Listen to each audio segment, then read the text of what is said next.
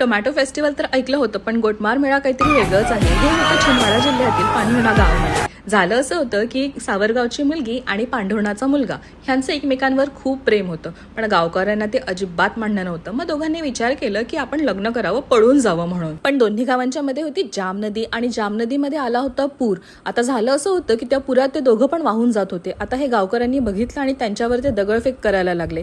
त्या दरम्यान दोघांचाही मृत्यू झाला. गावकऱ्यांना याचं खूप वाईट वाटलं आणि तेव्हापासून सुरू झाला तो गोटमार मेळा. बेसिकली सावरगाव आणि पांढुर्णा गाव ह्या दोन्ही गावातले लोक पोळ्याच्या दुसऱ्या दिवशी जमा होतात चंडीमाता या मंदिरामध्ये आणि तिथनं सुरू होतो तो गोटमार मेळा. बेसिकली जाम नदीमध्ये मधोमध पळसाच्या झाडाला ठेवलं जातं आणि त्यावर ठेवला जातं एक झेंडा.